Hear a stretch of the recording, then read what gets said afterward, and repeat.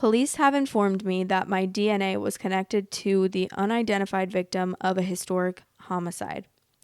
Yesterday, I was contacted by the police in a province that I'm not from. I'm Canadian, informing me that my DNA has been found to be connected to the victim of a very old cold case in Canada. Not exactly how I thought my day was going to go at all, but very interesting.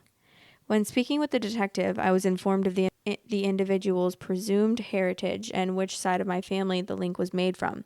But the catch: my grandma knew very minimal about her father, and a relative of mine has been working on a family tree for years but struggled. So here I am, with nothing to go off of, no idea where to begin. And in 24 hours, I've now learned that the entire side of my family was extremely well documented, with multiple records of our entire ancestry tracing all the way back to 1500. Turns out we've been living with a completely unnecessary mystery all of these years regarding our history. So, how far back on this family tree should I be handing over? Who should I include? Any help would be appreciated. Please note that I have taken all proper precautions to ensure that this is legitimate and it is truly was the police and not a scammer. That's crazy. For a second, I was thinking you were the one that did it or you were being framed for a crime. But I wish I knew how old this case was. So OP commented and said, I feel this is generating an overall sense of healing in my family. My grandmother knows next to nothing about her father and his family, and I've now seen her moved to tears with new discoveries several times in the last 36 hours.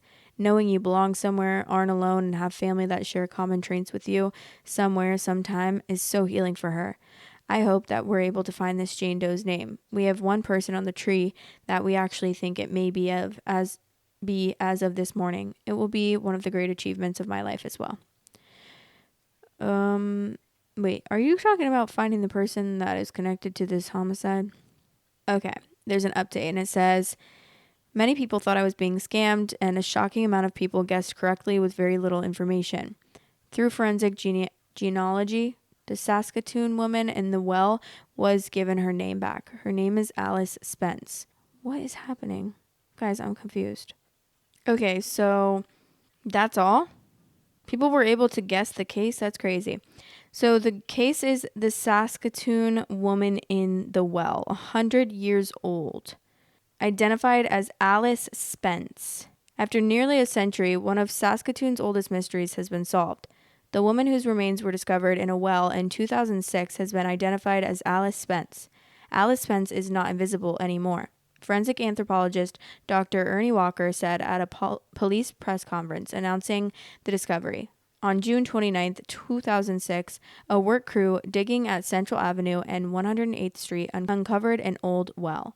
Inside were human bones, clothing, bottles, and parts of a wooden barrel. Walker said Spence's body had been wrapped in burlap, placed in a barrel, and dropped down the well. Quote, unknown to the individual that dropped it, a piece of the cribbing of the well had been broken loose and blocked the barrel from going all the way down to the bottom, Walker said. For decades, investigators couldn't identify the remains.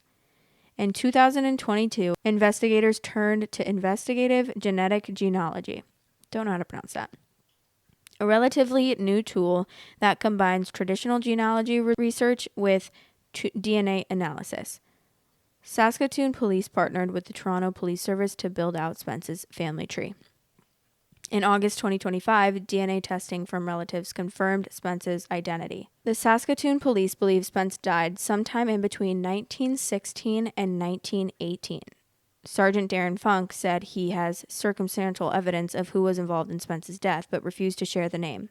We believe we know who did it, but it's 100 years old. That person does not have the right to defend themselves in court today.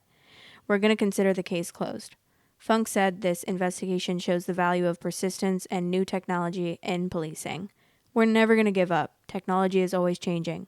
A case that you thought might not have been solvable 2 days ago might be solvable tomorrow, he said. A few details recorded about Alice Spence's life. She was born in 1881 in Michigan, according to Saskatoon police. She married Charles Spence in 1904, and the couple welcomed their daughter, Idella, the following year. In 1913, the family moved to Saskatchewan. A 1916 census placed them in Saskatoon, the last record of Alice. A newspaper article from 1918 notes the Spence home burned down while the family was away. The house was blocks from where Spence's dead body was eventually found. Spence's husband died of a heart attack in 1923. His obituary listed him as a widower. Camp said she plans to have a gravestone made to honor her great-grandmother, whose story she now knows. Can they say who killed her, though? Or who you think killed her, please? If he's dead, then please just tell me. Was it the husband? You know what's sad is that, like, you can read something and it's like, oh, she was born, she married, and then she welcomed their daughter. Like, it sounds so happy and it's so, like, it sounds so sweet.